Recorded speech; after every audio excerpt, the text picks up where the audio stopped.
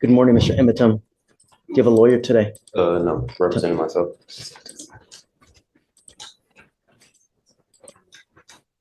You were charged with unlawful carrying of a weapon. It looks like you also, out of the same charge, picked up a fraud as well. I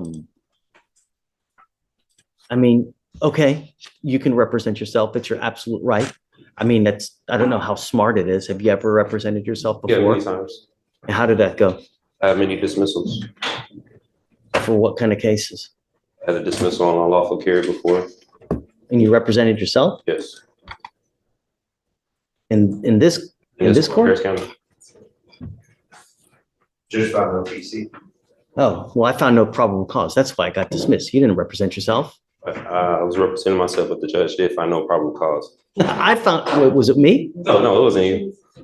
It was. Well, I don't know. I think it was you. June 9, 2022. I found no probable cause. I think that was you. You didn't represent yourself for nothing, man. I did it. Welcome back to another courtroom takedown you don't want to miss today. We're stepping inside Judge Fleu's domain, a judge known for his no-nonsense approach and razor-sharp dismantling of sovereign citizen arguments. Our star defendant, Mr. Ethan Emmetum, a self-proclaimed legal expert who insists on representing himself in a felony weapons and fraud case. From challenging state jurisdiction to claiming federal private property exemptions, Emmetum tries every trick in the sovereign citizen playbook. But what makes this hearing special is Judge Fleu's calm, witty, and occasionally brutal education in basic law. We've got everything sovereign lingo, a Feretta hearing, laugh-out-loud hypotheticals. And yes, that moment when the judge warns Emmetum that one wrong move behind the wheel will land him in jail so fast his head might spontaneously combust. Stick around because this one's full of lessons, laughs, and legal landmines. Let's dive into the matter. Well, I like to tell people it's like brain surgery. When you need brain surgery, when you need heart surgery, are you going to do that on yourself? Because you're not trained, you don't know how to perform open heart surgery. Same thing with the law. You're not trained in it. I mean, I'm assuming that you didn't go to law school, did you? How far did you get in school? I graduated school. I went to some college. How far did you get? 2 years I got certificates. I mean, not through college, but I went to school. Okay. So we're in the middle of trial now. And so I don't have the time to go through all of what they're called Feretta warnings to see whether you should represent yourself. I'm happy to do that. Why don't we delay it off a week? Are you working at this time? Yeah, and I stay in Austin. I don't live in Houston, so. What do you do for a living?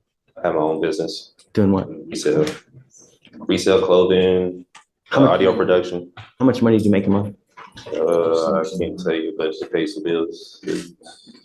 You're very cryptic in all of your answers, and not only that, but you going to Austin, if you represent yourself, you're going to have to meet with the DAs on a constant basis to get evidence. So that's going to require you to come here to Houston quite a bit. I was ready to file my motion today if I needed to be. Okay. Before I do that, though, I need to have a Feretta hearing. If you're willing to wait, we can do that a little bit later when I take a break in trial. I had my other case upstairs the same day. The judge from when I came to my last Have you been up there yet? No, I haven't been up there Okay, yet. so go up there. When you're done, come back down here. Don't forget to come back. If you don't come back, I'm going to issue a warrant. Go take care of yourself. Flag waves high. Judge Fleur isn't just setting the tone. He's laying down the logistics of why representing yourself is basically the courtroom version of a suicide mission. Notice how Emmetum is evasive when asked about income and travel logistics. That's not just being vague, it's a subtle form of manipulation and deflection, a classic sovereign tactic. Fleur isn't falling for it.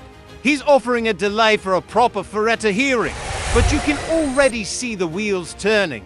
This judge knows exactly what's September 11th, 2024. It's approximately 12:25 p.m. We are now in court 5. In front of me, I have Ethan Emmetum, case number 2522688. Would you please identify yourself for purpose of the record? The man Ethan Emmetum. Would you please raise your right hand? Do you solemnly swear to tell the truth, the whole truth, and nothing but the truth, so help you God? Like, yes. that you're going to tell the truth. That's it. Yes? Okay. State, would you identify? Pavel Petrov on behalf of the state. Okay, so the reason that we're putting this on the record now is Mr. Emitom has been charged with the offense of unlawful carrying of a weapon.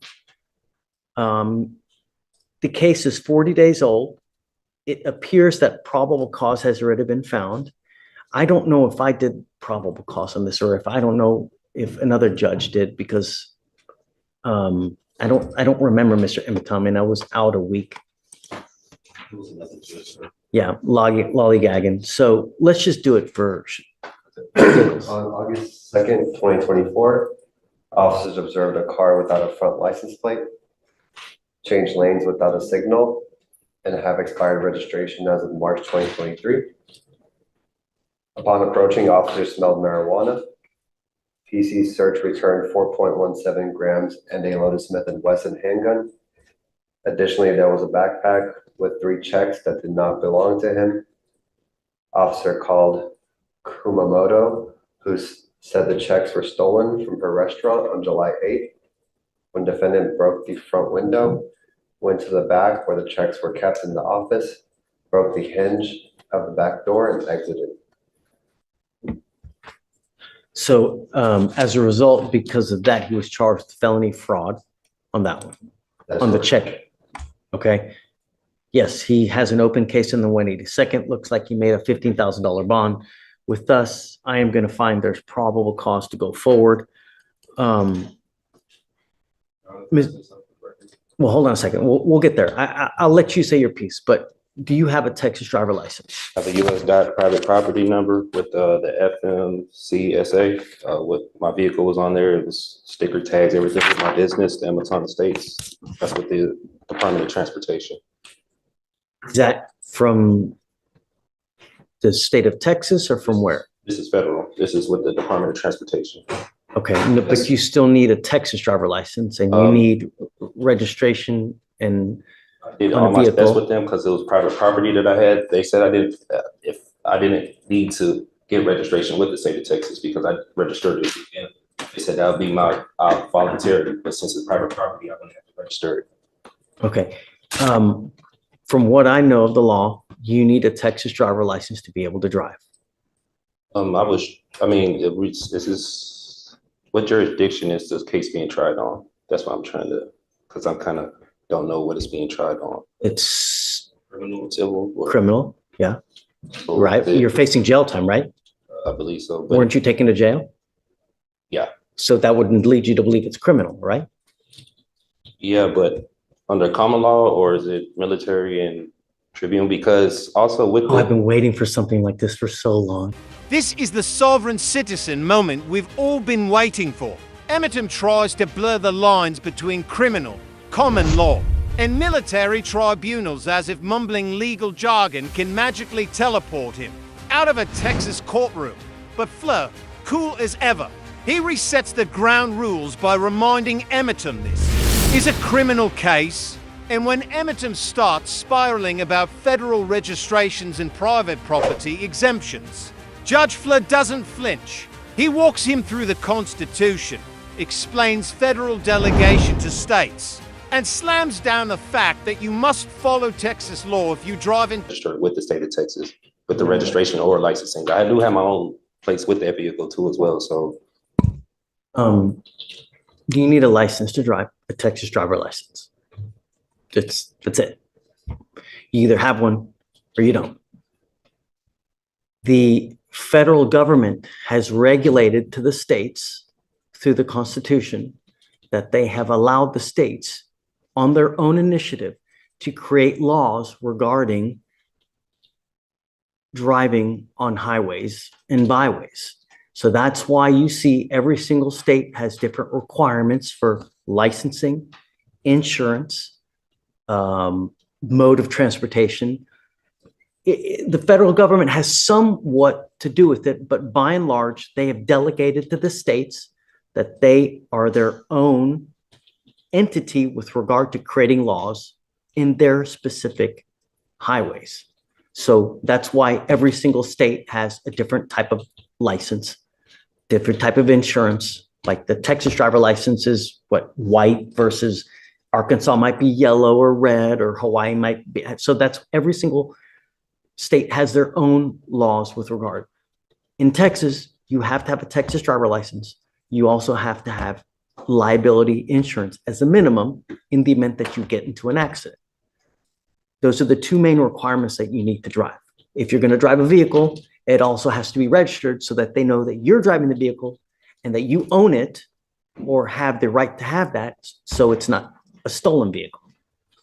I own the vehicle and everything. When I was here the last hearing with the judge, like what he was saying, he said that when it had applied to me, but he was going to see what they were going to say about the other court about the probable cause of stopping me, because he said registration when it had in the front license plate when it had applied to me.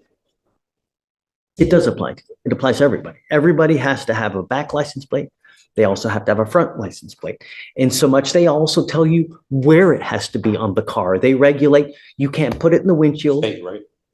State, Yeah. right. They tell you where it has to be. You can't put it on the windshield. You can't put it on, like on, what's it called? On the light. It's got to be right there. They even tell you how many centimeters it's supposed to be from the street to the actual place on the car. That's how bad the state of Texas micromanages all these things. They even tell you how many damn centimeters it's got to be on the car. So you have to have a front license plate. You got to have a license, got to have insurance. So if you don't have that, you can't drive. And that's it.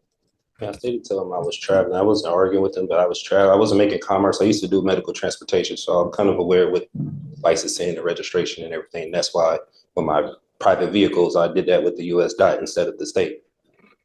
And I didn't know that was Correct. interference. You need a license. It doesn't matter whether you're saying you're conveying, whether you're traveling, whether you're, driving. It's a privilege. It's not a right, right? There's a big difference between a privilege versus a right. You have the right to walk. I have the right to travel, don't I? Yeah, taking your happy-go-lucky feet. You want to travel, take those 2 feet to travel, not in a car. Just what the 14th Amendment was saying, like I have the right to travel. You do. Yes, and you can walk your happy ass from one part to the other part. Not in a car, though. When Emerton says he was just traveling, not driving, Flair hits him with perhaps the most viral moment of this video. The right to travel doesn't mean the right to operate a vehicle without license and insurance. You want to travel, use your feet. The judge's delivery is biting, funny, and factual all at once. It's not just legal schooling, it's courtroom comedy gold.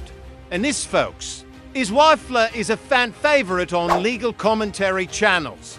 He's educational, entertaining, and never loses his bicycles. They're wrong. I'm just telling you now, they're wrong. Whoever told you that, whoever, where you got that, it's complete. Because imagine this, Mr. Emerton, and I've seen this before. Imagine that you get into an accident, right? And you kill a 5-year-old kid. What's going to happen at that point? Whoever owns that car, the other people, they're going to come after you. They're not going to go after they're going to come after you. The first thing they're going to do is, do you have insurance? And if you don't have insurance, they're going to sue you. And then they're going to attach a lien on absolutely everything that you own to satisfy the judgment they get against you. And they will take your house, they will take your car, they will take your bank account, they will attach to where if you ever want to start working and get a paycheck, they're going to garnish all that money. You have insurance, liability insurance, so that if you ever get into an accident, you don't mean to do it. You didn't mean to kill the kid. It's not an purposement. It's an accident. And accidents happen. You might be looking at your phone, you're looking at, this pretty girl that's walking across the street, and then boom, you have insurance so that if that happens, the insurance company will pay on your behalf so you don't have to pay out of your own pocket. And they will even give you a lawyer to represent you on your behalf, because that's what you pay for when you get insurance. If you get into an accident, lawyers usually call you and say, hey man, tell me what happened. Was it your fault? Or was it the other people's fault? Because we want to know who to pay. And that's why for $30 to $40 a month, you get insurance for that very purpose. And I've seen people come here, they have killed someone and they get a $250,000 judgment against them. I've seen it. And God, you'll never dig yourself out of that. So the conveying, the this, that, you need a license. You've got to have insurance. And we do it with every single person that comes here. Can I say for the unlawful carry, the possession of marijuana, the person that was in the vehicle told the officer it was legal hemp that they got from the store. They have receipts and everything in Texas. You can have legal hemp. They got it from the store, even told the officer it was theirs. He pulled me out the car. He didn't ask for any paperwork. Now, I mean, now you're making the apples and oranges, right? Now we got to test it. Is it weed? Oh yeah, Is it him? That's it. Understand that takes time, but you also need a lawyer to represent you. I found my own discovery. I was representing myself pro se. And you can do that if you want. Yeah. But we have to go through a series of questions. I represented myself plenty of times. I had dismissals here from Harris County. And for purposes of the record, so Mr. Emitom had a case with me here. It was actually June 7th of 2022. He was charged with another gun case. And that was with Victoriano. God, that was a great DA too. And I found no probable cause in that case, right? So you didn't represent yourself in that case. I found no probable cause and they dismissed it. They didn't have to dismiss it, but they did dismiss it. So other than that case, have you ever represented yourself? Yeah, many times. I have dismissals all through here from Harris County. Traffic violations. You're welcome to do it, and who's one of the worst, who's one of the best presidents that in history that you can think about right now? Wonderful to me right now. You can't think of one good president that we've ever had? I don't know any. Abraham Lincoln, he wasn't good? I never met him. I don't know about him at that time. Abraham Lincoln said something. He goes, you know what? He who represents himself. Fla paints a vivid picture. What if Emitom gets into an accident and kills a child? No insurance, no license, and suddenly you're sovereign. Delusion costs lives. That's where Fla's storytelling strikes hard. He humanizes the law, makes it visceral. It's no longer about technicalities. It's about real-world consequences. And if you think he's exaggerating, remember, judges see these worst-case scenarios all the time. He's not warning for fun. He's trying to save this man from himself. Be able to see things objectively, meaning that you have your heart, you've got your soul into this case. So you may not be able to see from an outside position if they're saying something that makes sense. You're absolutely entitled to represent yourself. And if you want to do that, you're more than welcome to it. And I have no problem with you doing it. You need to understand, though, if you represent yourself, you can't come at a later day and say, you know what? I had ineffective assistance of counsel. My lawyer sucked. Well, you represented yourself. You now can't complain about that. If you go to trial and you lose and I end up putting your butt in jail for a year, you can't complain. You're stuck like Chuck for a whole year because that's what you're facing. You're facing a year in jail and you got a bunch of other documents too so My discovery from that last month that I filed. well, let's do the question. So what is your full name? Eton, she's Roque Emiton. Okay. How old are you? I'm 34. Where were you born? In America. Were you born here in Houston? Were you born in? From Texas. Okay. You read and write English, right? Yes. Okay. Do you have any learning disabilities or communication handicaps?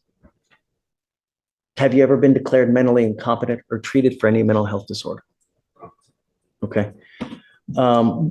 You said last time I asked you about your educational background, you graduated from high school. Graduated high school, some college. How far did you get in college? About 2.5 years.